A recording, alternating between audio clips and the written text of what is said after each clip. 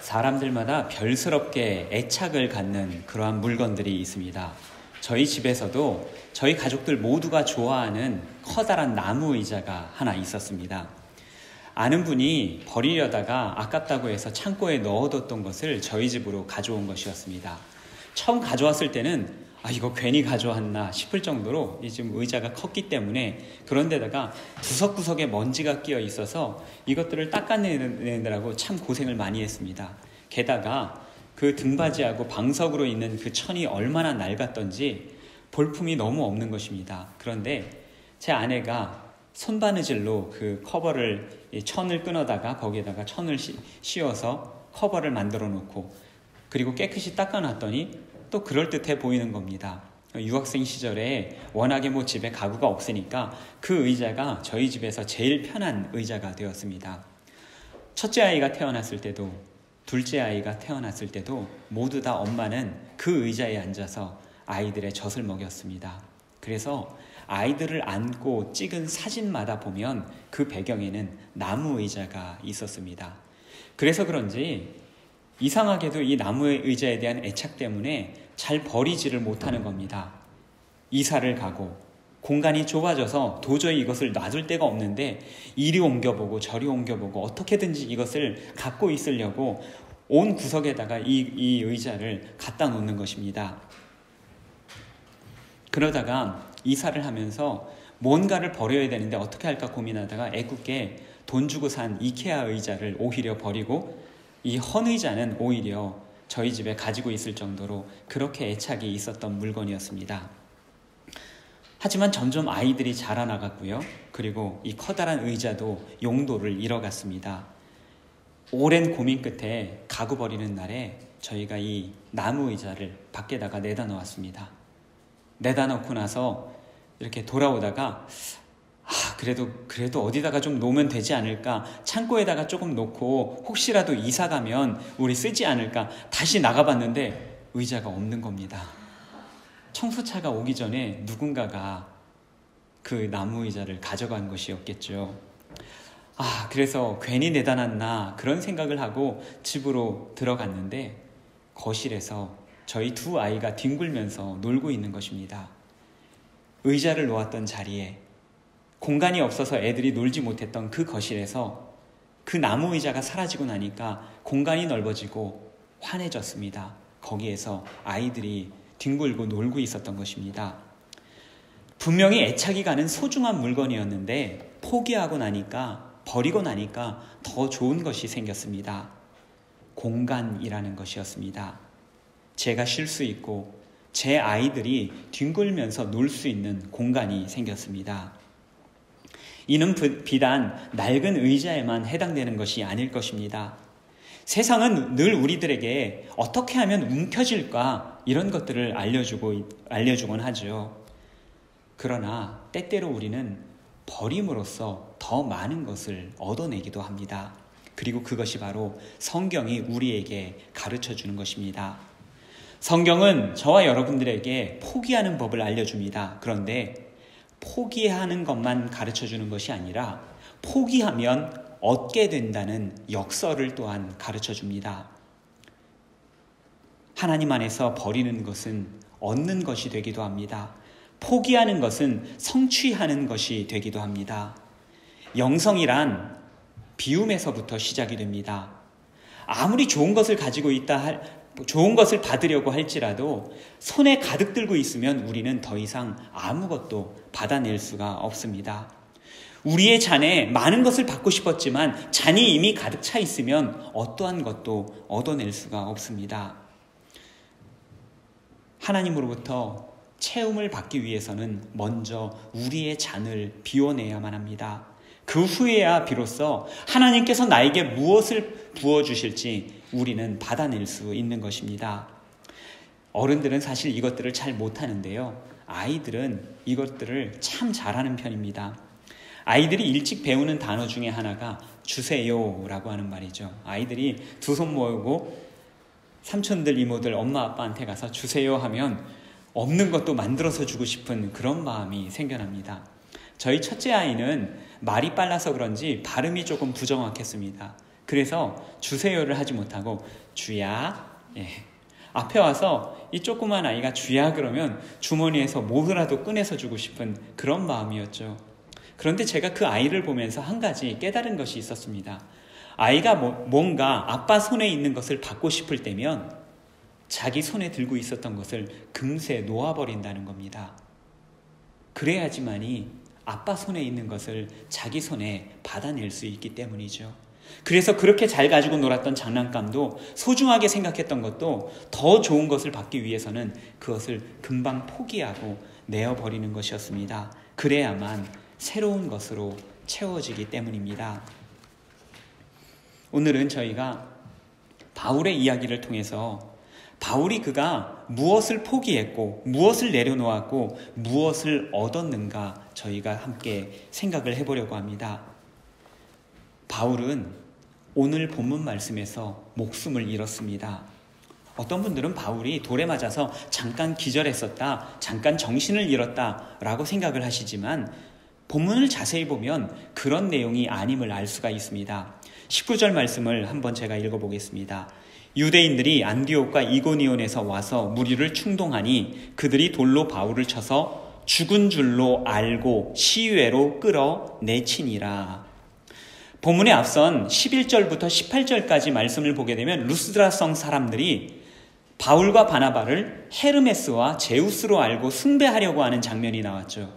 그런데 18절까지 그 내용이 나왔는데 바로 19절부터 사람들이 돌을 들어서 바울을 치는 장면이 나옵니다. 어떻게 사람들이 이렇게 급격하게 갑자기 돌변할 수 있었던 것입니까? 그런데 우리가 본문의 말씀을 자세히 읽다 보면 18절과 19절 사이가 갑자기 이루어진 것이 아니다라는 것을 알 수 있습니다. 적어도 그 사이에서는 2주 내지 3주의 시간이 필요했다는 것입니다. 바울은 이미 이고니온에서 돌에 맞을 뻔했었죠. 그러다가 극적으로 탈출을 했습니다. 바울이 탈출을 할 수 있었다는 것은, 도망칠 수 있었다는 것은 이고니온 사람들이 바울이 어디로 도망갔는지를 몰랐다는 것입니다. 어디로 도망갔는지 알았다면 바울을 쫓아가서 돌을 던졌겠죠. 그러나 그들은 바울이 어디로 갔는지 몰랐기 때문에 성난 마음을 그냥 쉬고만 있었던 것입니다. 그러나 루스드라 성에서 바울 일행이 활약을 하면서 바울 일행의 명성이 곳곳에 퍼지게 되었습니다. 도시를 돌면서 장사하던 사람들이 바울의 이야기를 듣고는 이웃 마을에 가서 알려주고 다른 성에 가서 알려주었겠죠. 그러다 보니까 다른 마을로 바울이 루스드라에 있더라 라고 하는 소문이 퍼지게 되었던 것입니다. 이고니온은 루스드라로부터 약 42km가 떨어져 있었습니다. 그리고 비시디아 안디옥이라고 하는 도시는 루스드라로부터 약 170km가 떨어져 있었습니다. 옛날 사람들의 이동 속도를 생각을 해보면 최소한 일주일은 걸어서 가야지 비시디아 안디옥에서 루스드라까지 도착할 수 있는 거리였습니다. 장사하는 사람이 바울의 소식을 듣고서 그것을 전해주는 데까지 최소한 일주일이 걸렸고, 또한 그 사람들이 소식을 듣고 찾아오는데도 최소한 일주일이 넘는 시간이 걸렸다는 이야기입니다. 이들이 일주일이 넘는 먼 거리를 찾아온 것은 그 목적은 분명했습니다. 바울을 죽이는 것이었습니다. 유대인들은 루스드라에 도착하면서부터 이방인들을 선동하기 시작했죠. 그리고 바울을 향해서 돌을 던졌습니다. 바울이 하는 선교 활동, 복음 전도 활동이 밉기 때문에 그것을 막으려고 한 것이 그냥 너 전도 활동 하지 마라 라고 경고를 하기 위해서 그렇게 했었던 것이 아니었습니다. 바울에게 던진 돌은 위협을 하기 위해서 던진 돌이 아니라 바울에게 죽으라고 던진 돌이었습니다. 이러한 유대인들을 보다 보면 문득 겁이 날 때가 있습니다. 하나님을 믿는다는 사람들이 어떻게 이렇게 악할 수가 있는가? 하나님을 믿어도 잘못 믿으면 이렇게 악해질 수 있구나 라는 생각을 해보게 됩니다. 도그마라고 하는 것이 있죠. 교리, 신조라고 하는 건데 그 중에서도 가장 중요한 것을 도그마라고 합니다. 제가 신학교 다닐 때 저희 교수님이 그런 이야기를 합니다. 이 도그마가 상당히 중요한데 이 도그마를 잘못 생각하게 되면 도그, 개싸움을 하게 된다. 그래서 이게 굉장히 중요하다. 그런 이야기를 해준 적이 있었습니다. 도그마라든지 교리와 신조, 법률, 규칙, 원칙들 이런 것들을 따지다 보면 사람이 더 이상 보이지 않게 됩니다. 생명이 더 이상 보이지 않게 됩니다. 오직 명분만 남게 되고 그리고 자기만 의로운 것처럼 보여지게 됩니다. 이러한 것은 신앙이 아닙니다. 하나님을 모르는 것이고 말씀도 모르는 것이며 진실된 신앙도 아닙니다. 참된 신앙은 사람을 생각하는 신앙입니다. 생명을 생각하는 신앙입니다. 그 사람들을, 그 생명들을 하나님께서 창조하셨기 때문입니다. 그러나 유대인들은 사람들을 선동하여서 돌로 바울을 쳤습니다. 19절을 보면 그들은 바울이 죽은 줄로 알았다라고 기록을 하고 있죠. 여기서 알았다라고 하는 헬라어 표현은 노미조라고 하는데 알다, 생각하다, 믿다라는 뜻입니다. 그런데 특별히 이 말은 확신에 찬 믿음을 표현할 때 사용되는 단어라고 합니다. 다시 말해서 유대인들은 사도 바울이 죽은 줄로만 확신했다라고 하는 것입니다.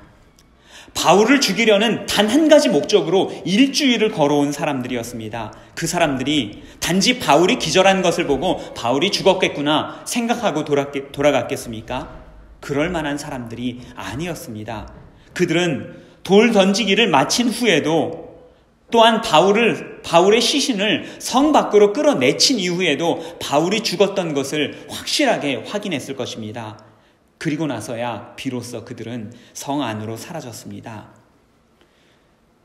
바울이 돌에 맞아 죽는 장면을 볼 때마다 깨지기 쉬운 우리 연약한 인간의 생명을 생각을 해봅니다. 바울이 돌을 여러 대를 맞았겠죠. 수많은 돌을 맞았겠지만 마지막에 결국 그의 생명을 빼앗아간 것은 마지막 돌 한 방이었습니다. 그것을 맞지 않았으면 그의 목숨이 간신히라도 붙어 있을 수 있었던 것이고 그 돌을 맞았을 때 기절하면서 목숨을 잃으면 그것으로 끝장이 나는 것이 우리 인생입니다. 아무리 많은 것을 가지고 있다 할지라도 아무리 의로운 삶을 살았다 할지라도 인생은 결국 돌 하나에 산산조각 날 수밖에 없는 연약한 것이라는 말씀입니다. 바울이 돌에 맞아 죽었습니다. 바울의 죽음은 여러 가지로 이해하기 어려운 면이 있습니다. 인간적인 생각에서 이해하기 어려운 부분들이 있습니다. 바울은 한때 출세의 길을 잘 나가던 그런 전도 유망한 청년이었죠. 그는 독실한 유대교인이었고요. 초대교회를 핍박했으며 그가 던진 돌에 스데반 집사가 순교를 하기도 하였습니다. 그런데 20년의 시간이 지난 이후에 바로 그가 그때 스데반처럼 그렇게 돌에 맞아 죽을 줄 누가 감히 상상이나 했겠습니까? 왜 도대체 바울은 굳이 자신의 모든 경력을 버리고 고생하고 핍박받으며 심지어 돌에 맞는 길을 선택했던 것입니까? 더욱 이해가 가지 않는 것은 바울의 외로운 죽음이었습니다. 바울은 분명 혼자 루스드라를 여행한 것이 아니었습니다. 거기에는 바나바도 있었고요. 바울의 제자들도 있었습니다. 바울의 복음 전도를 통해서 새롭게 복음을 믿게 된 사람들이었죠. 20절 앞부분에 제자들이라고 언급된 사람들이 바로 그 사람들이었습니다. 그런데 과연 이들은 바울이 돌에 맞을 때 어디 있었던 것입니까? 바나바는 바울에게 동료였고요. 제자들은 복음을 전해준 은인이었던 사람이었습니다. 그러나 바울이 유대인들에게 끌려가서 돌에 맞을 때 그의 곁에는 아무도 남아있지 않았었습니다. 그 누구도 그들을 말리거나 바울을 도와주지 않았습니다. 그 누구도 곁에 서서 함께 돌을 맞아준 사람도 없었습니다. 바울은 홀로 철저하게 외롭게 돌에 맞아 숨을 거두었습니다. 오늘 우리는 과연 다른 사람들의 어려움에 우리 신앙의 동료들의 신앙의 스승들에게 아니면 우리 이웃들에게 그들의 고통에 외면하지는 않았는지 우리 자신을 스스로 돌아보게 하는 그런 대목입니다. 돌에 맞은 죽음은 그 어떤 죽음보다도 비참한 모습이었을 것입니다. 온몸이 다 상해 있고 찢겨지고 흘린 피에 그가 입었던 옷은 모두 다 누더기가 되었을 것입니다. 바울은 죽은 후에도 조금도 존중되지 못했죠. 사람들은 바울의 시신을 끌어다가 마치 쓰레기 봉투 끌고 가듯이 끌어다가 성 밖에다가 내동댕이 쳤습니다. 바울을 죽인 사나운 무리들이 성 안으로 시야에서 완전히 사라지고 나서야 그제야 바울의 동료들과 제자들이 바울의 시신 곁을 둘러섰습니다. 바울이 어떤 사람입니까? 부활과 영생을 설교하던 그였는데 그가 그렇게 비참한 모습으로 피를 흘리고 죽어 있었습니다. 그 주위를 둘러싼 사람들, 바울이 죽어갈 때 비겁하게 그 장면을 피했던 그 사람들이 이제 비참하게 죽은 바울의 죽음 앞에 둘러섰을 때 그들의 마음의 비참함은 이루 말로 표현하기가 어려웠을 것입니다. 비탄에 잠겨 있었습니다. 그런데 바로 그때 바울이 일어났습니다. 바울이 일어났다라는 말은 헬라어로 아나스타스라고 되어 있습니다. 일으키다, 존재하다, 나타나게 하다라고 하는 뜻입니다. 아나스테미, 본문에서 사용됐던 이 아나스테미의 명사형이 바로 아나스타시스입니다. 우리가 잘 알고 있는 헬라어 부활이라고 하는 뜻의 단어입니다. 바울이 일어났습니다. 죽음에서부터 일어났습니다. 성경은 그것을 부활이라고 표현하였습니다. 의학적으로 그가 완벽한 죽음에서부터 일어났는지 우리는 알 길이 없습니다. 성경도 그것을 우리에게 말해주고 있지는 않습니다. 그러나 인식론적인 측면에서 그는 모든 사람들이 명백히 죽었다라고 판단되는 그러한 상황에서부터 일어난 것이었습니다.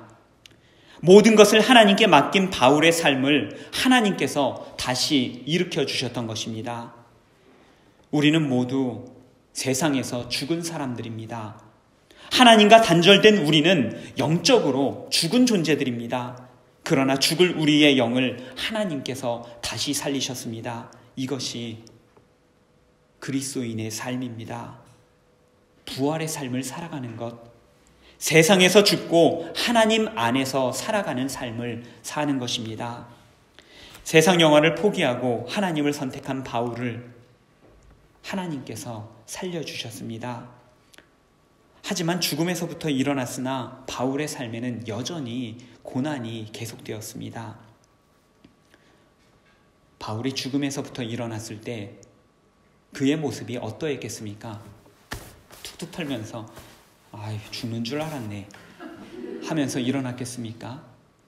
마치 죽는 연기를 했던 배우들이 일어나는 것처럼 그랬겠습니까? 그렇지 않았을 것입니다. 여전히 온몸이 멍들어 있고 아프고 피가 흐르고 곳곳은 찢어지고 상한 채로 어쩌면 그는 간신히 눈만 부르르 떴을지도 모릅니다. 그가 돌에 맞을 때, 정신을 잃을 때 어쩌면 그는 그런 생각을 했을지 모르죠. 이제 끝이구나.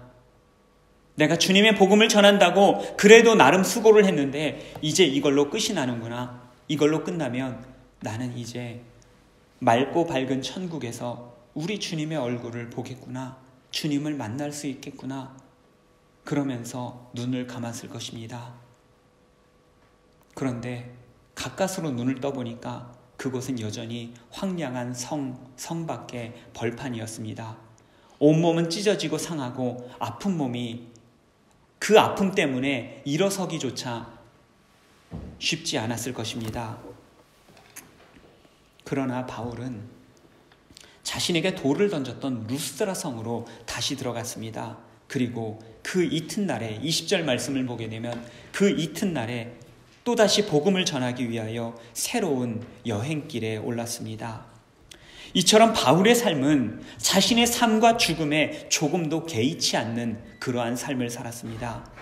그것은 오래전 자신의 손에 죽어갔었던 수많은 그리스도인들에 대한 속죄의 삶을 살았던 것이 아닌가 싶습니다. 자신이 핍박한 주님께 대한 사죄의 삶이었습니다. 그는 갈라디아서 2장 20절에서 이렇게 고백을 하였죠. 내가 그리스도와 함께 십자가에 못 박혔나니 그런즉 이제 내가 산 것이 아니요 오직 내 안에 그리스도께서 사신 것이라. 이제 내가 육체 가운데 사는 것은 나를 사랑하사 나를 위하여 자기 목숨을 버리신 하나님의 아들을 믿는 믿음 안에서 사는 것이라. 이와 같은 믿음의 고백이 있었기 때문에 그는 세상에 얽매이지 않고 주님만을 위한 삶을 살 수가 있었던 것입니다. 바울은 세상을 선택하지 않고 하나님만을 선택하는 삶이 어떤 것인지 온몸으로 우리에게 보여주었습니다. 비록 세상에서는 영화를 누리지 못하고 또한 숱한 고생을 당하였습니다. 하지만 그는 하나님으로부터 가장 좋은 선물, 영생의 선물을 받았습니다. 아시시의 성자 프란체스코가 기도문을 남겼는데 그 기도문의 마지막에 다음과 같은 문구가 있습니다. 우리는 줌으로써 받고 용서함으로써 용서받으며 자기를 버리고 죽음으로써 영생을 얻기 때문입니다. 하나님께서 주시는 영생을 받기 위해서 우리가 지불할 것은 아무것도 없습니다. 다만 돌 하나에 산산조각 날 수도 있는 우리 인생에 대한 욕망들만 내어버리면 됩니다. 부서지기 쉬운, 부서질 수밖에 없는 욕망을 놓아버리면서 영원한 생명, 죽음에서 부활로 이끄시는 참 생명을 얻는 것입니다. 바울은 욕심을 버리고 욕망을 버림으로써 이 생뿐 아니라 내 생까지 영생을 선물로 받았습니다. 그래서 그는 죽음도 두려워하지 않는 삶, 주님께 온전히 맡겨진 삶을 살 수 있었던 것입니다. 세상에는 살아도 죽은 것처럼 살아가는 사람들이 있습니다. 그런 사람들이 있는가 하면 죽어도 살 것처럼 살아가는 사람들이 있습니다. 사랑하는 교우 여러분, 우리 모두는 주님의 부활을 지고 살아가는 사람들입니다. 부활을 몸에 지니고 살아가는 사람들은 죽어도 살 것처럼 사는 사람들임을 믿습니다. 저와 여러분의 모든 믿음의 고백이, 우리들의 삶에 대한 고백이 바로 이와 같았으면 좋겠습니다. 우리가 말씀 후에 함께 부를 찬송 338장은 바울과 같이 순례의 길을 걸어가는 사람들의 삶의 자세를 우리에게 잘 보여줍니다. 내 주를 가까이 하게 함은 십자가 짐 같은 고생이나 내 일생 소원은 늘 찬송하면서 주께 더 나아가기 원합니다. 숨질 때 되도록 늘 찬송하면서 주께 더 나아가기 원합니다. 과학을 신봉하는 현대인들은 기독교의 창조론을 논박하죠. 또한 기독교 내에서는 진화론에 대한 거부감이 상당합니다. 그런데 교회에서 가르치는 창조론이라는 것이 물리적이고 물질적으로 정의되는 것은 아닙니다. 하나님께서 여러분을 창조하셨다는 것을 여러분들은 믿으십니까? 예, 이럴 때 아멘 하셔야죠. 예, 아멘 믿습니다. 그런데 저는 제가 가지고 있는 이 몸은 저희 부모님이 저에게 물려주신 것입니다. 저는 부모님의 몸으로부터 태어났습니다. 하나님께서 아담을 창조하실 때처럼 흙으로 저를 빚으신 것이 아니라 저희 부모님을 통해서 저는 이 세상에 태어났습니다. 그러나 저는 하나님께서 저를 창조하셨다는 것을 믿습니다. 이것이 무슨 내용입니까? 우리의 믿음이 하나님께서 창조하셨다고 하는 것에 대한 믿음이 물질적이고 육체적이지 않다라는 것입니다. 우리가 믿는 하나님의 창조는 신학에 관한 문제이고 우리 믿음에 관한 문제이고 우리 삶에 관한 관점에 대한 문제입니다. 따라서 창조론은 세상의 과학과는 차원이 다른 문제라는 것입니다. 세상은 진화론을 가르칩니다. 진화론의 핵심이 무엇입니까? 적자 생존입니다. 강한 것이 살아남고 약한 것이 도태되고 죽어가는 것이 진화론의 핵심입니다. 따라서 진화론에 있어서는 약한 것은 존재할 의미가 없어집니다. 왜냐하면 그것들은 다 사라질 것이기 때문입니다. 그러나 창조론적 사고는 다릅니다. 모든 것을 하나님께서 창조하셨습니다. 큰 것이나 작은 것이나 강한 것이나 약한 것이나 이 모든 것을 하나님께서 창조하셨습니다. 하나님께서 창조하신 데에는 이유가 있습니다. 모든 존재에는 의미가 있다라는 말씀입니다. 삶을 살아가는 이유가 있습니다. 그 이유를 찾아가는 것이 바로 신앙의 길입니다. 순례의 길입니다. 그리고 오늘 본문의 바울이 평생 그 길을 살아가는 모습을 저와 여러분에게 보여주고 있습니다. 하나님께서 저와 여러분을 창조하셨습니다. 그리고 그분은 우리를 향한 가장 좋은 계획을 가지고 계십니다. 벌써 2019년 3월에 들어섰습니다. 제가 아직도 한국 정서가 마음속에 많이 남아있는지 3월만 되면 왠지 마음이 설렙니다.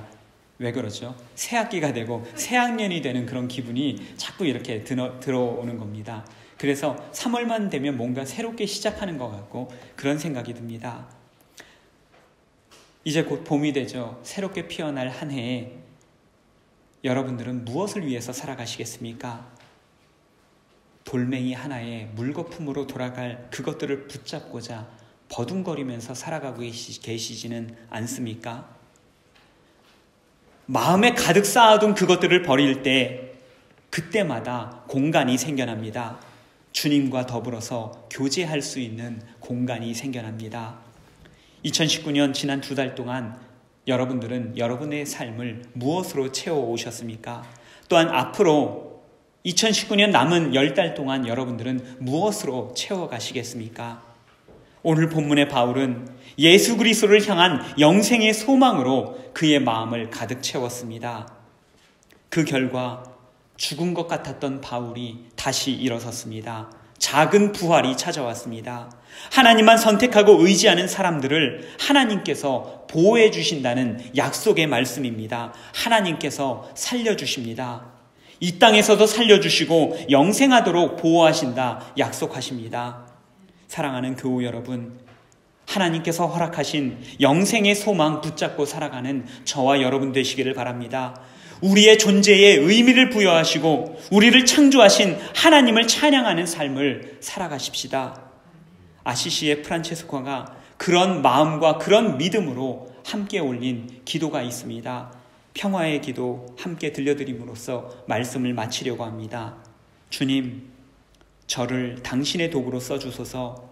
미움이 있는 곳에 사랑을, 다툼이 있는 곳에 용서를, 분열이 있는 곳에 일치를, 의혹이 있는 곳에 신앙을, 그릇됨이 있는 곳에 진리를, 절망이 있는 곳에 희망을, 어두움의 빛을, 슬픔이 있는 곳에 기쁨을 가져오는 자 되게 하소서. 위로받기보다는 위로하고 이해받기보다는 이해하며 사랑받기보다는 사랑하게 하여 주소서. 우리는 줌으로써 받고 용서함으로써 용서받으며 자기를 버리고 죽음으로써 영생을 얻기 때문입니다. 기도하겠습니다. 오늘 바울이 눈에 보이는 세상이 아닌 보이지 아니하시는 하나님을 선택했을 때 죽을 몸도 살려주시는 은혜를 경험하였습니다. 저희도 세상의 유혹과 욕심을 비워내게 하여 주시옵소서. 비워낼 때 새롭게 채워주시는 은혜, 다시 일으켜주시는 은혜 맛보며 살아가게 하여 주시옵소서. 오직 주님의 자녀로 평화의 도구가 되어 하나님 기쁘시게 하는 저희가 되도록 오늘도 성령 충만하게 채워 주시옵소서. 예수님 이름으로 간절히 기도드립니다.